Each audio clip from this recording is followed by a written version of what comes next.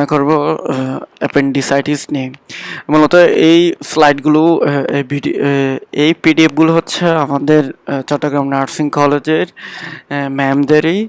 আমাদের চট্টগ্রাম নার্সিং কলেজের যে ম্যাম আছেন নাম হচ্ছে যে রত্না দাস ম্যাম, যিনি আমাদেরকে এই টপিকটা পড়িয়েছিলেন এবং ওনার থেকে আমি নিয়ে আমার ইচ্ছে হলো যে আমি একটা ভিডিও তৈরি করি, সেজন্য হচ্ছে আমি এই জিনিসগুলো তৈরি করি আর কি। তো ওনার আজকের পড়ার টপিক ছিল অ্যাপেন্ডিসাইটিস। তো আজকে আমরা জানবো অ্যাপেন্ডিসাইটিস জিনিসটা কি এবং এটা কীভাবে হয় সেটার জন্য। যদি বলি যে অ্যাপেন্ডিসাইটিস জিনিসটা কি,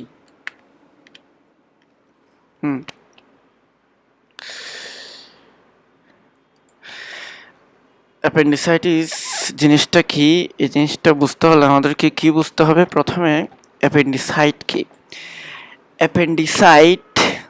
অ্যাপেন্ডিসাইট হচ্ছে অ্যাপেন্ডিসাইট কি? The appendix sits at the junction of the small intestine and large intestine. Small intestine এবং লার্জ ইন্টেস্টাইনের যে জাংশন আছে ওখানের মধ্যে কি অ্যাপেন্ডিক্সটা আছে, মূলত সিকামের সাথে কি জিনিসটা লাগানো থাকে। It is a thing tube about 4 inch longs, মানে এটা হচ্ছে যে 4 ইঞ্চি লম্বা একটি কি টিউবের মতো। Normally the appendix sits in the lower right abdomen. তো যদি বলি যে অ্যাপেন্ডিক্স জিনিসটা কি, অ্যাপেন্ডিক্স জিনিসটা হচ্ছে যে আমাদের স্মল ইন্টেস্টাইন এবং লার্জ ইন্টেস্টাইনের একটা সংযোগস্থল, যে সংযোগস্থলটা একটা টিউবের মতো।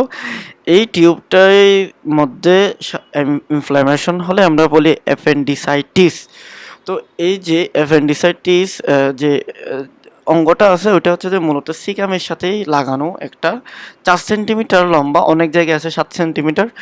তো এই যে এটার মধ্যে যখন কোনো ধরনের মাইক্রো অর্গানিজম বা অ্যাবনর্মালের কারণে এটা ইনফ্লামেশন হয় তখন আমরা বলি কি অ্যাপেন্ডিসাইটিস।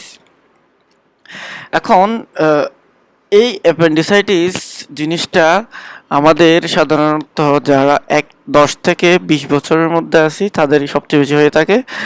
আর আরও কয়েকটি ইনফো হচ্ছে এই অ্যাপেন্ডিসাইটিস হলে সবচেয়ে বেশি মানে পেইন হয় অ্যাবডোমেনের মধ্যে। আচ্ছা, আজকে একটা একটা করে আমরা সব কিছু জানবো। এবার আসি আমরা কি ইন্ট্রোডাকশন, একটু জুম করি। হ্যাঁ, একটু জুম আউট করতে হবে, দেখা যাচ্ছে।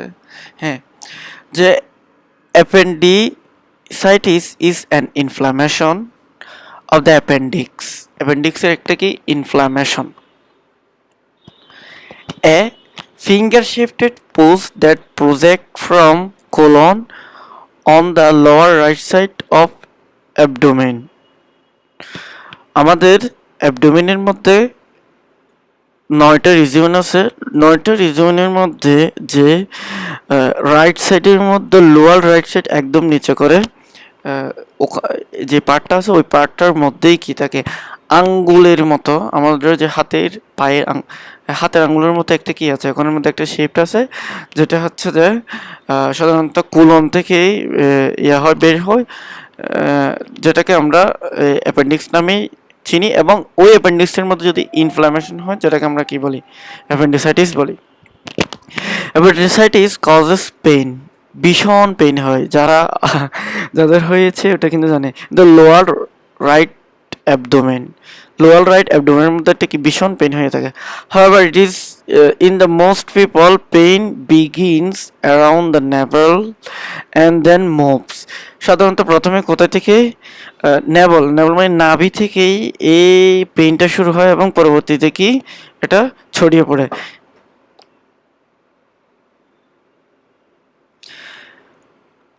Typically increase as inflammation worsens, যখন হচ্ছে এই ইনফ্লামেশনটা কী হবে বেশি হবে, appendicitis pain typically increase and eventually becomes সেভার।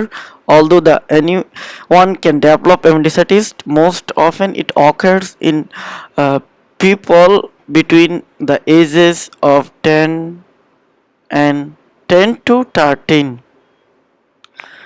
30। এই যে 10 to 30-র মধ্যে যেসব মানুষ আছে স্পেশালি ছেলেদের এই রোগটা বেশি হয়ে থাকে, যদি ওখানের মধ্যে যদি পেইন হয়, লোয়ার অ্যাবডোমেনের মধ্যে যদি পেইন হয়, ভীষণ পেইন হয়, এবং এই পেইনটা যদি প্রথমে নাভি মানে ন্যাবলের মধ্যে যদি থাকে এবং পরবর্তীতে যদি এটা ইনফ্লামেশনটা যখন তীব্রতর হয়, তখন এটা আস্তে আস্তে কি বাড়তে থাকে পেইনটা। মূলত এটা কি অ্যাপেন্ডিসাইটিস। এখন আসি, এই যে অ্যাপেন্ডিসাইটিস যেটা আছে সেটা আমরা কীভাবে ইয়ে করতে পারবো। তাহলে appendicitis is an inflammation of the vermiform appendix. এটাকে আরও একটা নাম, সুন্দর নামে আদর করে দেখা হয় যে vermiform appendix, that develop most commonly in adolescence and young adults. যেটা কি প্রধানত develops most commonly in the adolescence and young adults, মানে যখন বয়সন্ধিকালে এবং বয়সপ্রাপ্ত হলে, অ্যাডাল্ট হলে এটা কি মোস্টলি ডেভেলপস, এটা কি মানে বৃদ্ধিপ্রাপ্ত হয় কিংবা ওটা ওর ম্যাচুরিটি লাভ করে। এগুলো হচ্ছে ডেফিনেশন অনেকগুলোই আছে, যেটা সবচেয়ে আপনাদের ভালো মনে হয় ওটাই আমাদেরকে দিতে বলছিল আর কি। আচ্ছা, এবার আসি রিস্ক ফ্যাক্টর। এটার মধ্যে কি কি রিস্ক ফ্যাক্টর হতে পারে? মেনলি হচ্ছে এজ। এজ মানে বয়সে 10 থেকে সাধারণত 30 বছর যেসব বাচ্চা টাচ্চারা আছে আমরা, তাদের ক্ষেত্রে কি এটা সবচেয়ে বেশি ঝুঁকিপূর্ণ। সাধারণত জেন্ডার বলতে এখানে মেনদের সবচেয়ে বেশি হয়ে থাকে, ফিমেলদের একটু কম হয়। আর হচ্ছে ফ্যামিলি হিস্ট্রি, আপনার বাবা মার আগে যদি এভাবে অ্যাপেন্ডিসাইটিস থাকে, তখন হচ্ছে আপনারও অ্যাপেন্ডিসাইট হওয়ার সম্ভাবনা বেড়ে যায় আর কি। পৃথিবীর মধ্যে যেসব পার্সন আছে তার মধ্যে প্রায় 70% কি এই যে অ্যাপেন্ডিসাইটিস হয়। অ্যাপেন্ডিসাইটিস হলে অ্যাকিউট না হওয়ার আগে, অ্যাকিউট হলে হচ্ছে যে একটা হচ্ছে কেটে ফেলে দেওয়া হয়। কেটে ফেলে দেওয়া হয় হচ্ছে সবচেয়ে বেশি ভালো ইনফ্লামেশন হওয়ার আগে। যদি ইনফ্লামেশন হয়ে যায় তখন হচ্ছে জিনিসটা একটু কঠিন হয়ে যায় আর কি, এই বাঁচা কঠিন হয়ে যায়। রিস্ক ফ্যাক্টরের মধ্যে আরও আছে। রিস্ক ফ্যাক্টর কী কী? যখন আমরা এই ইয়ে করি, obstruction causes the hard faeces of the stools getting wrapped in the appendix leading to infection to the appendix. এখন আসি, এই যে আমাদের যে অ্যাপেন্ডিক্সটা আছে না, ওই অ্যাপেন্ডিক্সটা রেকটামের সাথে কিভাবে আসছে, রেকটামের সাথে কিভাবে আসে, ওই জিনিসটার উপর কিন্তু ডিপেন্ড করে আমার অ্যাপেন্ডিসাইটিস হবে নাকি হবে না, মানে মোস্টলি ডিপেন্ড করে ওটার উপর। এটা হচ্ছে মেনলি এই যে আমরা এটা যদি হয় লার্জ ইন্টেস্টাইন এবং স্মল ইন্টেস্টাইনের জাংশন, তাহলে এটা হবে কি অ্যাপেন্ডিক্স। এই অ্যাপেন্ডিক্সটা বিভিন্ন পজিশনে থাকতে পারে, কখনো এভাবে থাকতে পারে, কখনো এভাবে বাঁকা করে থাকতে পারে, কখনো এভাবে থাকতে পারে, কখনো কি বাঁকা করেও থাকতে পারে, কিন্তু কখনো কি এই যেভাবে এখানের মধ্যে বাঁকা করেও থাকতে পারে, এভাবেও থাকতে পারে, কখনো বাঁকা করেও থাকতে পারে এই অ্যাপেন্ডিক্সটা। যদি একটু দেখাই যে এখানের মধ্যে আপনাদের দেখায় যে অ্যাপেন্ডিসাইটিস কই গেল। হ্যাঁ, আমি যদি দেখাই যে এইটা যদি আমার লার্জ ইন্টেস্টাইন এবং স্মল ইন্টেস্টাইন, এভাবে এখানে তো হাড্ডি অনেক কিছু থাকে, এর পরবর্তী এখান থেকে গিয়ে এরকম করে গিয়ে সেন্ডিং কলন ডিসেন্ডিং কলন এগুলো হয় আর কি। এই যে এখানের মধ্যে যে এটা যদি অ্যাপেন্ডিক্স হয়, এই অ্যাপেন্ডিক্সটা এভাবেও থাকতে পারে, আপনার বিভিন্নভাবে থাকতে পারে, রিসিক্যাল বলা হয় এটাকে। আবার এভাবেও থাকতে পারে, আবার এভাবেও থাকতে পারে, মানে বিভিন্নভাবে থাকতে পারে। এই যেটা আছে এটা, এটাকে আমরা কি বলি অ্যাপেন্ডিক্স। অ্যাপেন্ডিক্স, এই অ্যাপেন্ডিক্সটা এই অ্যাপেন্ডিক্সটার অবস্থান অনুযায়ী কোনো ব্যক্তি বেশি মানে কোনো ব্যক্তিদের ক্ষেত্রে এটি বেশি দেখা যায় আর কোনো ব্যক্তিদের ক্ষেত্রে কম দেখা যায়। মূলত এটার পজিশনের উপর ভিত্তি করেই দেওয়া হয়। কারণ হচ্ছে আমরা যখন মল ত্যাগ করব না, এই যে এখানে মল ত্যাগ করব না, এই মলের সাথে এটার সংঘর্ষ হয় অথবা এটার মধ্যে কি হয়, ফ্রিকশন হয় যাওয়ার সময়। এটার পজিশন যদি এখানের মধ্যে যদি আমরা যে খাবার খাই সেগুলো ওয়েস্ট প্রোডাক্টগুলোর সাথে যখন ঘর্ষণ হয় তখন হচ্ছে এখানে ফ্রিকশন হয়। ফ্রিকশনের ফলে এখানের মধ্যে কি হয়, আপনার হচ্ছে ইনফ্লামেশন হয়। ইনফ্লামেশন হলে ওই যে ব্লাড যায় না, ব্লাড না যাইলে ওখানের মধ্যে পুষ্টির অভাব হয়। পুষ্টির অভাব ফলেই ওখানের মধ্যে কি হয়, এগুলো পচে যায়, যেটাকে আমরা ইনফ্লামেশন বলি। মোট কথা আমরা যে মল ত্যাগ করি, মলের সাথে যদি এই অ্যাপেন্ডিক্সের সংঘর্ষ হয়, এমন একটা পজিশনের মধ্যে অ্যাপেন্ডিক্সটা যদি থাকে তখন সবচেয়ে বেশি জিনিসটা দেখা দেয় আর কি। আচ্ছা, কোথায় ছিলাম আমরা? এই যে এখন তাহলে এই গেল কি অ্যাপেন্ডিক্সের অবস্থা।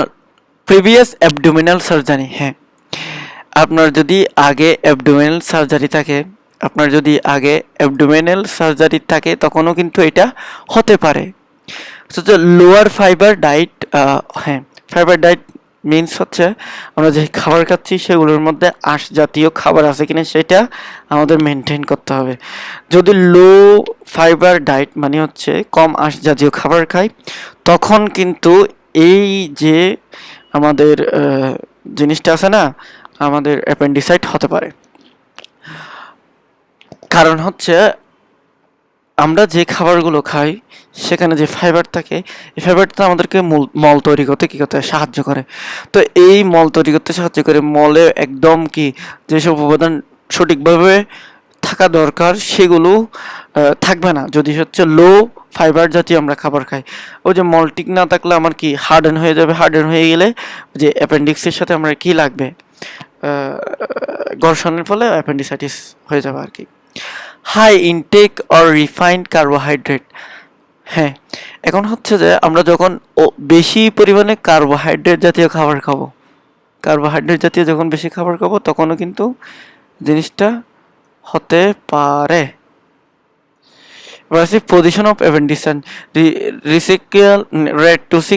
রেটুসিক্যাল বলতে ওই যে আমি বললাম না যে আপনার অ্যাপেন্ডিক্সটা এখানে কোলনের মধ্যে কীভাবে আসে ওটার উপর ডিপেন্ড করে কিন্তু অনেক সময় এগুলো কী করা হয়, ডিফাইন করা হয় যে অ্যাপেন্ডিক্সটা এখানে আসে নাকি ওখানে আসে। যে রিসিক্যাল যেটা থাকে, রিসিক্যাল থাকলে হচ্ছে তো আপনার কত পার্সেন্ট হয় জানেন, 56% হচ্ছে অ্যাপেন্ডিক্স হয় রিসিক্যাল থাকলেই।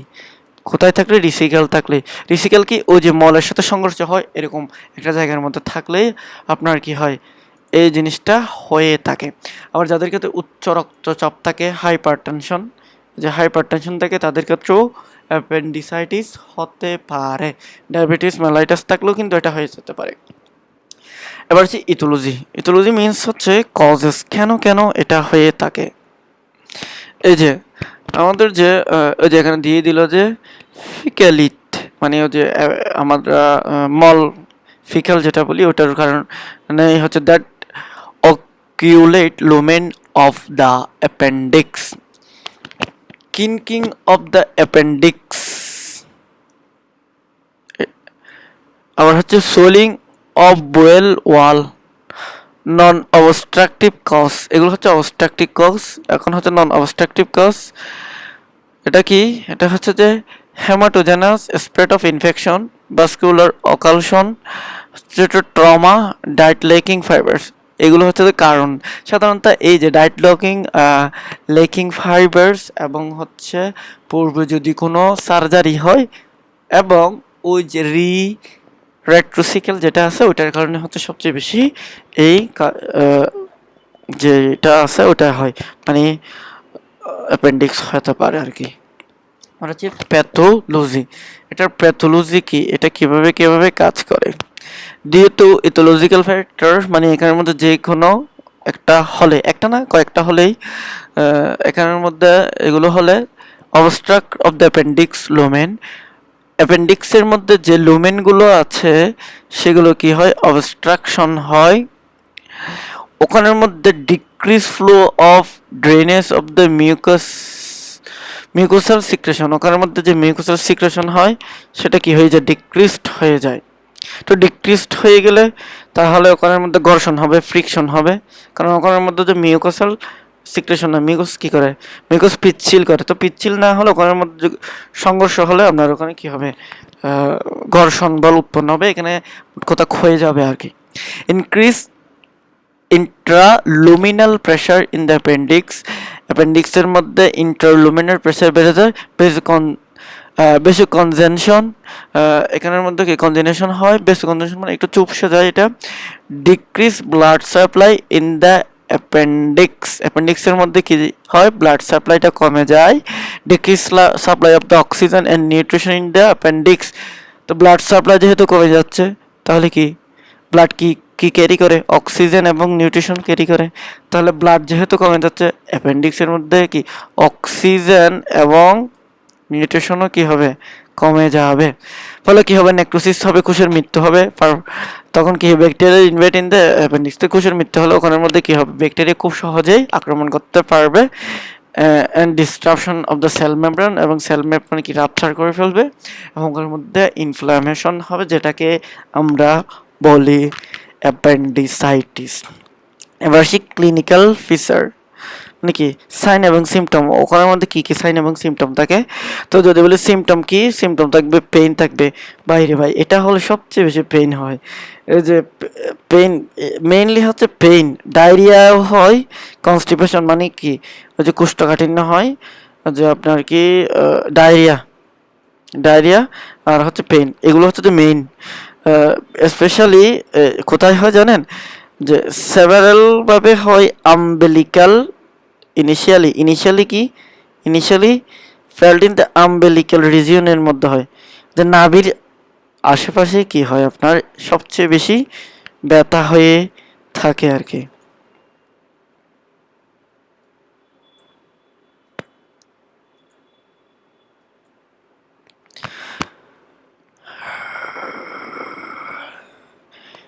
এবার আসি এখানের মধ্যে যে জিনিসগুলো আছে আমাদের একটু জুম আউট করি। হ্যাঁ, এই যে এখানের মধ্যে আরো আরো কয়েকটা জিনিস হতে পারে, যে ফিভারের কারণেও হতে পারে, অথবা migration of the pain to right lower quarter, 50 থেকে 80% নশিয়া ভমিটিং হয়। এগুলো মোটামুটি কি হয় সকল, নশিয়া ভমিটিং তো ভাই সব জায়গায় থাকে, আর হচ্ছে পেইন তো থাকবেই, পেইন থাকলে মাঝে মধ্যে কী হয়ে যায়, জ্বর হবে, এটা স্বাভাবিক। এবার সাইন কী এগুলা, তো অ্যাবডোমিনাল টেন্ডারনেস মানে প্রচুর কি অ্যাবডোমিনের মধ্যে ব্যথা থাকে, স্পেশালি কত রাইট লোয়ার কোয়াড্রেট টেন্ডারনেস সবচেয়ে বেশি হয় এটার কারণে। আর রিজিডিটি কি হয়, এদের শক্ত হয়ে যায় আপনার ওই যে এর মধ্যে আপনার রাইট লোয়ার অ্যাবডোমিনাল রিজিয়ন যেটা আছে সেটা। আচ্ছা, এখন আছে আমরা এগুলো কিভাবে আমরা শনাক্তকরণ করব, যে আমরা কিভাবে বুঝি যে কোনো একটা ব্যক্তির মধ্যে আসলে অ্যাপেন্ডিসাইটিস হয়েছে, এটা কিভাবে আমরা বুঝবো। মেনলি আমরা এখানে চারটা আছে, বাট যে দুইটা সবচেয়ে বেশি গুরুত্বপূর্ণ, দুটো নিয়ে আমি কথা বলবো এখানের মধ্যে। আমি যদি বলি এখানে আমরা কথা বলবো এই যে রবসন সাইন, এটা নিয়ে কি নিয়ে, যে রবসন সাইন, এটা নিয়ে আপনার কি নিয়ে কথা হলো, যে রবসন সাইন, এটা নিয়ে আমরা কি করতে পারি, এটা ডায়াগনোস করতে পারি, এবং ম্যাকবার্নিস সাইন, এই দুটা নিয়ে কি করি আমরা ডায়াগনোস করি মেনলি। তাহলে রবসন সাইন জিনিসটা কি, রবসন সাইন জিনিসটা যদি আমি বোঝাতে চাই, যে আমি এই যে লেফট সাইডে আমি এখানে প্রেশার দেব, লেফট সাইডে যখন আমি প্রেশার দেব তখন আমার ব্যথা তো অনুভূত হবে কোনটায়, রাইট সাইডে, এটাকে কি মূলত রবসাইন পেইন বলা হয়। তো এই যে কোনো একজন পেশেন্ট আসলো, তখন আমি কি করব, রাইট সাইডের মধ্যে লেফট সাইডের মধ্যে আমি কি করব, প্রেশার দেব। তখন আমি যদি দেখি যে লেফট সাইডের মধ্যে কি হয়, লেফট সাইডে ব্যথা দিলে রাইট সাইডে ব্যথা পাচ্ছে, তখন আমরা বলবো কি এটা অ্যাপেন্ডিসাইটিস। এটা হয়তো জাস্ট 5%, 5% এটা কি, এটা এভাবেই বের করা যায় আর কি।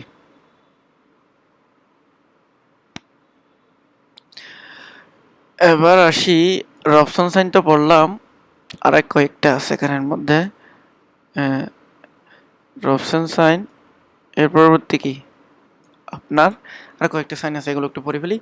যে আরও অনেক সাইন আছে, বাট এখান থেকে ম্যাকবার্নিস যে সাইনটা আছে, ওই ম্যাকবার্নিস সাইনটাই কিন্তু আমার কি সবচেয়ে বেশি গুরুত্বপূর্ণ।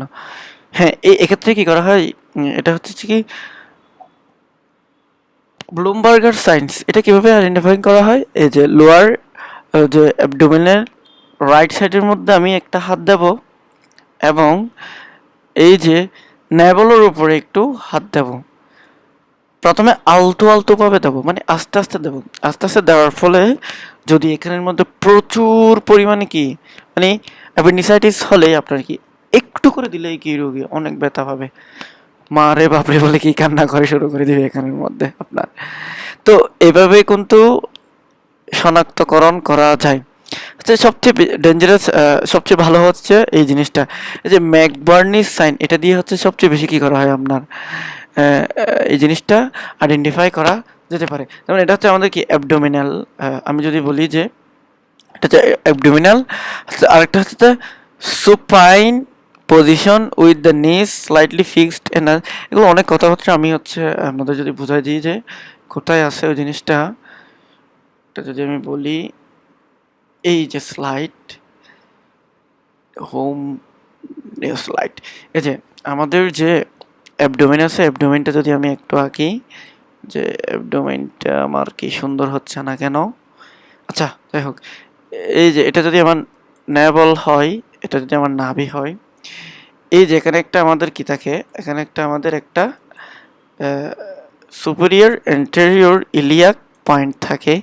এই পয়েন্ট থেকে এই যে জাস্ট উপরে, মানে ন্যাবল থেকে নিচে, এই পয়েন্ট থেকে উপরে, এটা কি, এটা হচ্ছে ন্যাবল। এই ন্যাবল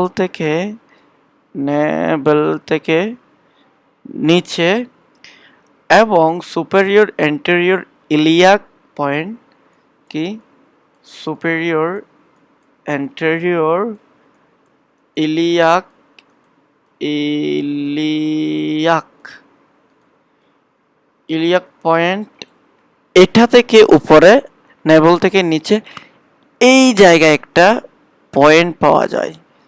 এই জায়গায় একটা কি পাওয়া যায়, পয়েন্ট পাওয়া যায়। এই জায়গায় একটা পয়েন্ট পাওয়া যায়, যেটাকে আমরা কি বলি, ম্যাকবার্নিস পয়েন্ট বলি। এই যে এই জায়গায়, কোন জায়গায়, এই যে এটা হচ্ছে নেবল, এটা আপনার কি সুপিরিয়র এন্টেরিয়র ইলিয়াক পয়েন্ট, এবং এই যে আমরা যে জিনিসটা পাবো, আমি যদি রেড দিয়ে দেখাই, এই যে এটাই মূলত আপনার কি, এই যে আপনার হাইলাইট করে যদি দেখায়, হ্যাঁ, এই যে এটাই মূলত আমার কি ম্যাকবার্নিস সাইন পয়েন্ট। এই পয়েন্টের মধ্যে ভীষণ ব্যথা হবে যখন কি হবে, আমাদের কারো অ্যাপেন্ডিসাইটিস হবে। তাহলে এই গেল কেমনে কেমনে আমরা এই জিনিসটাকে শনাক্তকরণ করব। এটা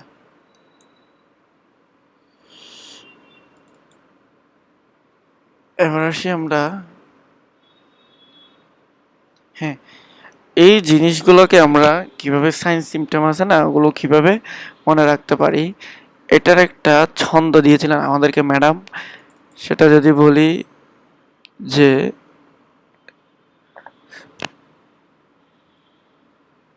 এই যে অ্যাকিউট অ্যাপেন্ডিক্স, এটা দিয়ে এখনের মধ্যে কি করা হয়, যা যা আছে ওই জিনিসগুলো মুখস্থ করার জন্য বলা হয়েছিল কি কি হবে সেগুলা।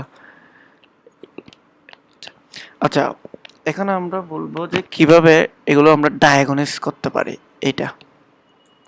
তো হিস্ট্রি কালেকশন ওর বাবা মা ফ্যামিলির মধ্যে আর কারো কি এই জিনিসটা অ্যাপেন্ডিসাইট ছিল কিনা, এক। দ্বিতীয় হচ্ছে ফিজিক্যাল এক্সামিনেশন, আমরা ওই যে অ্যাসেসমেন্ট করার ফলে ম্যাকবার্নিস পয়েন্ট বলেন, আবার হচ্ছে আপনার হচ্ছে রবসন সাইন বলেন, এগুলো দিয়ে আমরা কি ডায়াগনোস করতে পারি। হোয়াইট সেল কাউন্ট, সাধারণত আমাদের যে হোয়াইট সেল আছে, হোয়াইট ব্লাড সেল, সেটা হচ্ছে 4,000 থেকে আপনার কত 11,000-এর মধ্যে থাকে। কিন্তু যদি এই যে অ্যাপেন্ডিসাইটিস হয় তখন কি হয়, যেগুলো একটু বেড়ে যায়, 11 থেকে 14,000 হয়ে যায়, ঠিক আছে। তো তখন আমরা বুঝতে পারবো এটা সিআরপি দেওয়া হয়। এরপরে ইউরিনালাইসিস করা হয়।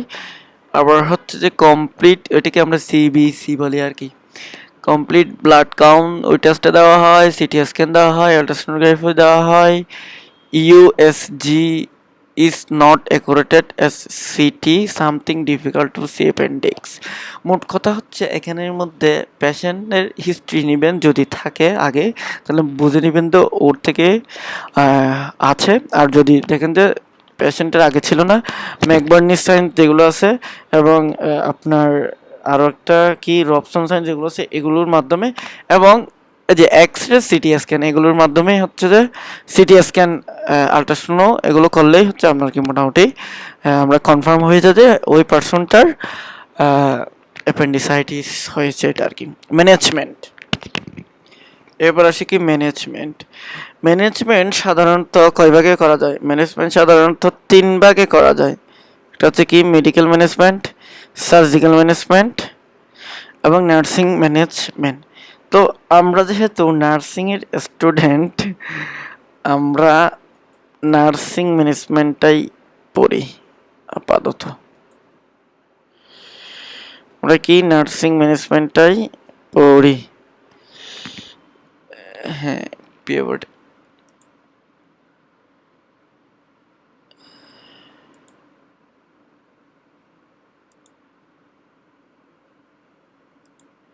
হ্যাঁ, তো এটা হলে কি কি হয় আমাদের? এটা হলে মোট কথা অ্যাপেন্ডিকটমি। এই যে টমি আছে না, টমি দ্বারা কি বোঝায়? কোনো একটা জিনিস কেটে ফেলে দেওয়া বোঝায়। যদি কারো অ্যাপেন্ডিসাইটিস হয় তখন আমরা কি করব? অ্যাপেন্ডিকটা কেটে ফেলে দেবো, অ্যাপেন্ডিক্স যেটা আছে সেটা কেটে ফেলে দেবো, যেটাকে বলা হয় অ্যাপেন্ডিকটমি। আসে না কেন নামটা? কঠিন নাম, তাই না? অ্যাপেন্ডিকটমি কখন করব তাহলে? এটা কি? এটা হচ্ছে যে একটা কি, যে সার্জিক্যাল প্রসিডিওর। এটা হচ্ছে surgical procedure to remove the appendix. অ্যাপেন্ডিক্সটা কি করে ফেলা? রিমুভ করে ফেলা, মানে কেটে ফেলে দেওয়া, এটাই। আর কি কি থাকতে পারে এখানের মধ্যে? হ্যাঁ, তো নার্সিং ম্যানেজমেন্ট, এবার আসি নার্সিং ম্যানেজমেন্ট কী কী করা দরকার এটা নিয়ে। তো প্রথমে আমি যদি বলি অ্যাজ এ নার্স আমরা কী করব? প্রথমে যখন পেশেন্ট আসবে তখন আমরা ওনার থেকে হিস্ট্রিটা নেব। ওনার কী নেব? হিস্ট্রি নেব, যে ওনার আব্বু আম্মু কিংবা ফ্যামিলির মধ্যে কেউ আসলে অ্যাপেন্ডিসাইটিস রোগে আক্রান্ত ছিল কিনা।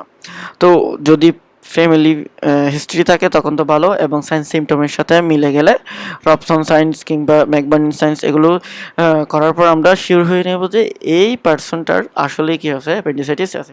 তখন যদি ওই অ্যাপেন্ডিসাইটিসটাকে আমরা কি ওটির মধ্যে নিয়ে যাই, অপারেশন থিয়েটারের মধ্যে নিয়ে যাই, তাহলে এর আগে আমাদের কী করতে হবে? আসলে আমাদেরকে রাইট পেশেন্টের রাইট সাইড, মানে আসলে যে পেশেন্টটাকে আমরা দিচ্ছি ওটা কি আসলে হচ্ছে কিনা, রাইট পেশেন্টটা আমাদের সিলেক্ট করতে হবে। এর পরবর্তী হচ্ছে আমাদের যে পেশেন্টটা আছে ওই পেশেন্টের আপনার কি ফাইল থেকে শুরু করে যা আছে তা ওনার সাথে নিয়ে যেতে হবে, এবং যদি অ্যানেস্থেশিয়া দেয় তাহলে অ্যানেস্থেশিয়া জিনিসপত্রও নিয়ে যেতে হবে। আর এখানের মধ্যে আপনার যত ধরনের রিপোর্ট আছে সব নিয়ে যেতে হবে। এটা হচ্ছে নার্সদের কাজ। তো এটা হচ্ছে কি আপনার প্রি অপারেশন বা প্রি অপারেটিভ ম্যানেজমেন্ট, নার্সিং ম্যানেজমেন্টের মধ্যে। এর পরবর্তী কী হলো? অপারেশন করে ফেললো। অপারেশন করার পর আবার কি ওয়ার্ডের মধ্যে আমাদের দিয়ে দিবে। ওয়ার্ডের মধ্যে যদি দিয়ে দেয় তখন আমরা কি করব, যে ডাক্তাররা লিখে দেবে এনপিও নাথিং বাই মাউথ, তখন আমরা কি আইভি ফ্লুইড দেবো এবং ভাইটাল সাইন চেক করে যা যা প্রয়োজনীয় দরকার, যে ধরনের মেডিটেশন দরকার, তা আমরা সব কিছু কিন্তু ওকে দিয়ে দিব। মোট কথা নার্সদের কাজ হচ্ছে ভাইটাল সাইন চেক করে পোস্ট অপারেটিভের মধ্যে যে যে নির্দেশনা আছে ডক্টরের, ওগুলা ম্যানেজ করা, এতটুকুই।